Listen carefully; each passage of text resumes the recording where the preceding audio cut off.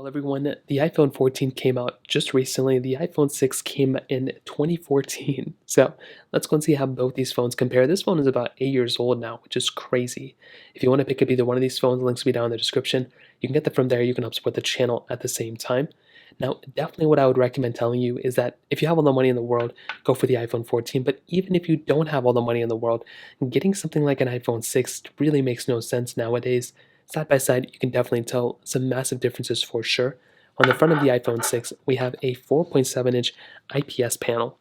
Now, this panel really isn't that bad. You know, the iPhone SE 3 that just came out this year pretty much has the same type of design as this, which is kind of embarrassing from Apple. I don't know why they made that phone, but with this type of design, is not like an ugly, outdated phone. I think that's kind of the best way to tell you. You have obviously bezels on the top and bottom. You have a okay display nowadays, but it's definitely not an ugly phone. It still feels very premium, which is actually pretty insane. On the iPhone 14, obviously we have a much better design overall. We have a 6.1-inch Super Retina Extra OLED display, and this is a beautiful panel. I love this display. I think it looks really good. I think for the price tag, also Apple can do a little bit of a better job, as I mentioned before. But regardless, I think the screen is decent, and for a panel like compared to the iPhone 6, this is definitely a much better looking phone than the iPhone 6 for a fact. So that kind of covers it up there. Now for the rest of the body, there's actually some more really interesting stuff. So with the iPhone 14, we actually had a flat side, which looks really good. On the iPhone 6, we had this curved side, which also felt very good as well. You can kind of see how much bigger the iPhone 14 is over the iPhone 6 as well. But look at how much thinner the iPhone 6 is. It seems like it's like half the thickness as the iPhone 14. Now, of course, thinness is cool and important and everything, but I definitely take a thicker phone overall. Having a thicker phone like this with bigger batteries, better, internals, definitely will give you a better experience overall. Both of them have lightning ports at the bottom too, which may go away with the iPhone 15. And we also have a headphone jack on the iPhone 6 as well, which is really interesting to say the least, considering now that port is pretty much gone on all phones. So that kind of covers it up there as well. Now for the rest of the body, we do have obviously the back. The iPhone 14 has this little dual camera setup, which is amazing. The iPhone 6 had a single wide angle camera. So definitely you're getting just a way better camera. And look at how much bigger the camera is on the iPhone 14 than on the iPhone 6. It is crazy to me how much bigger these cameras are nowadays. You also have the Apple logos here. You have the full aluminum back on the iPhone 6. With the iPhone 14, we have this glass back. Now the glass back is cool. I love having a glass back more than the aluminum back for sure, because it gives you things like wireless charging. We now have the MagSafe capability here too. The iPhone 6 didn't even have IP certification, which is pretty crazy to say on an iPhone. We now have that. We have 5G. We have dual eSIM support. No SIM card on the iPhone 14, but we do have a SIM card on the iPhone 6, which is interesting. And overall, you're definitely getting just a way better phone on the iPhone 14. I can't really think of any way the iPhone 6 is better. Maybe price tag it's better on that phone, but even then, I wouldn't even recommend buying the iPhone 6 because it's been unsupported with software for kind of a long period of time. So in terms of that, I mean, that kind of covers it up on the outside. In terms of software and longevity as well, I mean, the iPhone 6 has been unsupported with software for quite a long time now. I think it's quite obvious the iPhone 6 hasn't gotten an update. It's gotten iOS 12 updates, but it hasn't gotten a full like OS update in years now. So keep that in mind if you're trying to get a phone to keep for as long as possible. This is probably not the one. iOS 12.5.6. Maybe we got 12.5.7 or something. I don't even remember. But if I were you, I would definitely not recommend buying, an iPhone 6 right now because of the software. So that kind of covers it up there as well. Now let's go and do a speed comparison between both these phones. The iPhone 6 had that Apple A8 chip inside of it with 1 GB of RAM. That's crazy. With the iPhone 14 has that Apple A14. With the iPhone 14 has the Apple A15 Bionic chip inside of it with 6 GB of RAM. So let's go and see which one's the faster one between both. Okay, let's get into it. iPhone 6 is here. iPhone 14 is here. All the apps are clear on the background. Let's get into it. Phone calls 3, 2, 1. Even things like that are going to be faster on the iPhone 14. Let's go and get into app stores. 3, 2, 1. And the iPhone 14 is faster. The iPhone 6 is slower, but it's not as slower as I thought it was going to be. As you can see scrolling through, definitely going to be giving you a faster experience on the iPhone 14. Hopping out of here, we can go into settings, 3, 2, 1. And there we go. Kind of the iPhone 14 was the faster one as well.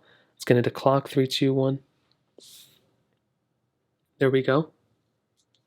And we can hop out of this one. We can go and get into another application like, we have some apps here. We can do Temple Run 2, 3, 2, 1.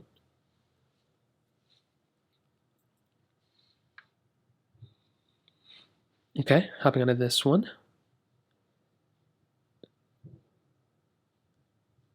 So you can see right here, I mean, such a massive difference for a basic game like this. I mean, this is not that complicated of a game at all. And you can just see, I mean, this one's been stuck on downloading content for a little bit of time. I don't know, like, do we keep going? So it is loading now. So I want to say it's not going to be as crazy of a difference as it usually is, like with this one. Usually it's not going to be this crazy big of a difference. So I don't want to just overstate like how fast the iPhone 14 is, but not only loading it, but also the glitches and everything. So this does mean something. It doesn't mean everything, but it means something. And you can see even the glitches here, like it is great. I just want to play this game because I just want to see how glitchy it is on these phones. So I've already clicked the play button here. There's really no reason this phone should be acting like this. It's not almost out of storage. It's up to date for the most part. Like for it being this slow is actually really insane to me. So let's go and hop out of this one. We can load up a more basic app like maybe like Facebook or something. 3, 2, 1. Even clicking on it, just such a delayed phone on here, but it's okay. It's an older phone. That's kind of what we expect. But this is going to trickle down to all the other experiences and all the other things you do with that type of device. So keep that in mind. If you're getting something like an iPhone 6, or if you're using something like an iPhone 6, you are going to be getting such a way faster phone on an iPhone 14 than on something like this device that came out in 2014. But I will say this device still, turns on. It's still like a decent phone, but unfortunately in the, performance department, it's really not doing too well. So in terms of that, that covers it up there. Now in the camera department, as I mentioned before, the iPhone 6, definitely the camera is very interesting. So single wide angle lens here, 8 megapixel sensor, dual camera setup on the iPhone 14, a wide and ultra wide camera. You can do 1080p on the iPhone 6, you can do 4K at 60 on the iPhone 14, which is beautiful.